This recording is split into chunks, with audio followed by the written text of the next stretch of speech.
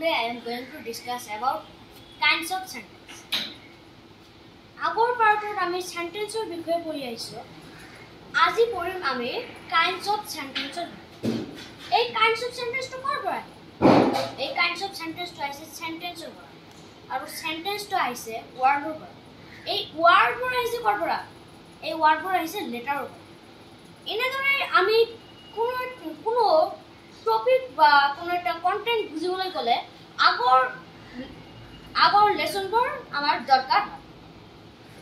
এতিয়া kinds of sentence কেইটা বা কাইন্ডস অফ সেন্টেন্সক কেইটা ভাগত ভগাও হয়? কাইন্ডস অফ সেন্টেন্সক পাঁচটা ভাগত ভগাও হয়। এই পাঁচটা হল assertive sentence, interrogative sentence, imperative sentence, optative sentence আৰু এক্সক্লেমেটৰি সেন্টেন্স। এতিয়া অ্যাসাৰ্টিভ সেন্টেন্স কাক বলে? যিবোৰ সেন্টেন্সে কোনো এটা বৰ্ণনামূলক কথা প্ৰকাশ কৰে তাক অ্যাসার্টিভ সেন্টেন্স বলে। An assertive sentence is a sentence which makes a statement. For example, is a good boy. The verb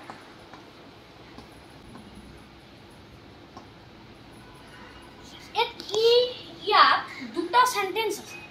এটা হৈছে Arun is a good boy আৰু এটা হৈছে the bird can't fly। ইয়াত অৰুণ আৰু দা বাৰ্ডৰ বিষয়ে বৰ্ণনা কৰা হৈছে। যেনে অৰুণ এজন ভাল ল'ৰা। ইয়াত অৰুণৰ বৰ্ণনা কৰা হৈছে। অৰুণ কি? অৰুণ এজন ভাল ল'ৰা। ইয়াত দা বাৰ্ডৰ বিষয়ে বৰ্ণনা কৰা হৈছে। দা বাৰ্ড ক্যান্ট ফ্লাই। ইয়াত চৰাইটোৱে কি কৰিব পাৰে? উৰিব পাৰে। এনেকৈ জীৱৰ ওয়াৰ্ডক বৰ্ণনা কৰা হয় সেই সেন্টেন্সবোৰকে অ্যাসাৰ্টিভ সেন্টেন্স বুলি কোৱা হয়। এতিয়া হল ইন্টারোগেটিভ সেন্টেন্স। ইন্টারোগেটিভ সেন্টেন্স কাক বলে? যি সেন্টেন্সে কোনো একটা প্রশ্ন করা বোঝায় তাক ইন্টারোগেটিভ সেন্টেন্স বলে। An interrogative sentence is a sentence which asks a question. For example,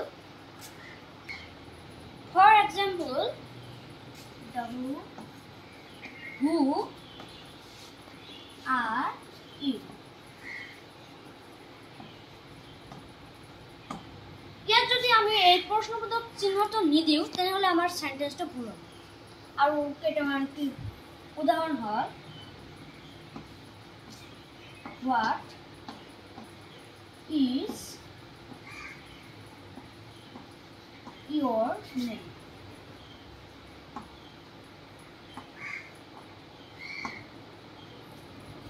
ইয়াত দুটা বাক্যতে প্ৰশ্ন কৰা বুজাইছে।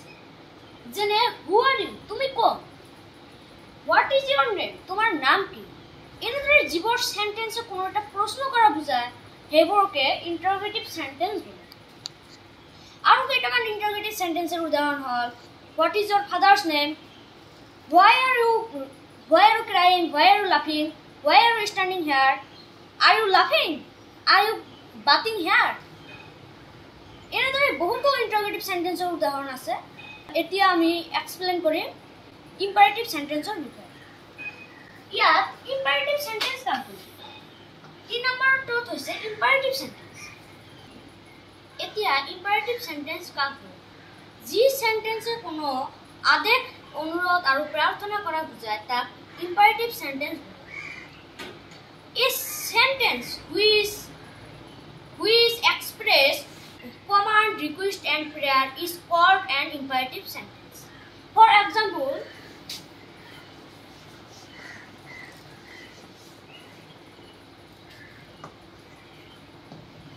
come here, come here, go there.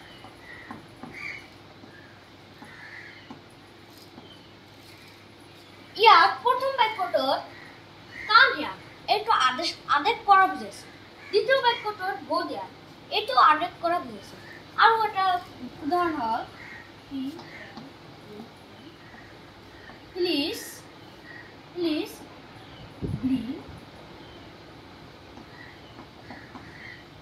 bring a glass.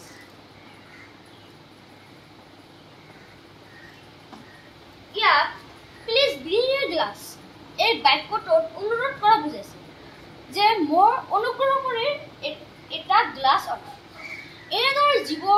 য'ত আদেশ অনুৰোধ আৰু প্ৰাৰ্থনা কৰা বুজায় তাক ইম্পাৰেটিভ সেন্টেন্স বোলে। এতিয়া ইম্পাৰেটিভ সেন্টেন্সৰ আৰু কেইটামান উদাহৰণ হ'ল move the fan, please break the glass, please go there, please come here, read the book, sit down, stand up. এনেদৰে বহুতো ইম্পাৰেটিভ সেন্টেন্সৰ উদাহৰণ আছে। এতিয়া আমি এক্সপ্লেইন কৰিম অপটেটিভ সেন্টেন্সৰ বিষয়ে। অপটেটিভ সেন্টেন্স কাক বলে? যি সেন্টেন্সে কোনো ইচ্ছা আশা আদি প্ৰকাশ কৰে তাক অপটেটিভ সেন্টেন্স বলে। A sentence which express desire and wish is called optative sentence. Optative sentence or কেইটামান উদাহৰণ হ'ল may he live long, you will be happy.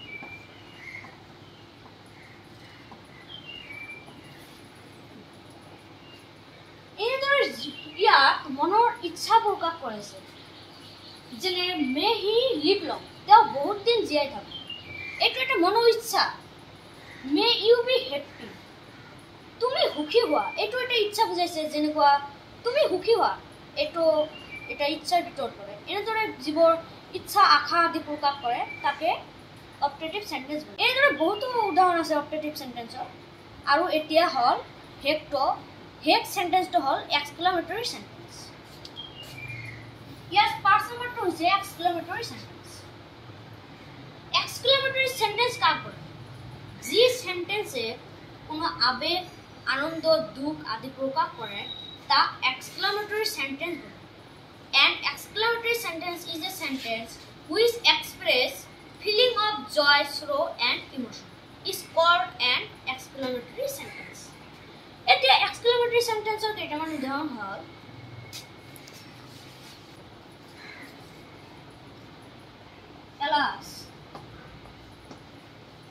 alas, how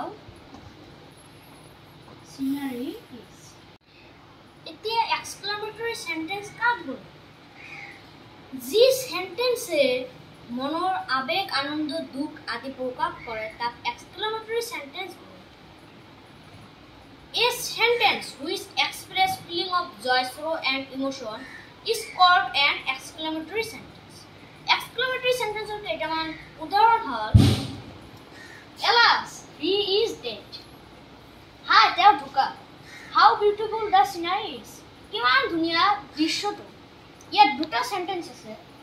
হাই, তেওঁ ঢুকা। এই সেন্টেন্সটোত মনৰ দুখ প্ৰকাশ কৰিছে। মানুহজন ঢুকা, এইটো এটা দুখৰ কথা হয়, এইটো এটা দুখ প্ৰকাশ কৰিছে। আৰু দ্বিতীয় বাক্যটোত মনৰ সুখ প্ৰকাশ কৰিছে যে দৃশ্যটো কিমান ভাল। এনেদৰে যিবোৰ সেন্টেন্সৰ দ্বাৰা মনৰ দুখ সুখ আদি প্ৰকাশ কৰে তাকে এক্সক্লেমেটৰী সেন্টেন্স। আজি ইয়াতে মই মোৰ ক্লাছটো সমাপ্ত কৰিলোঁ আৰু আমাৰ এই পেজটোক ফলো কৰি দিব।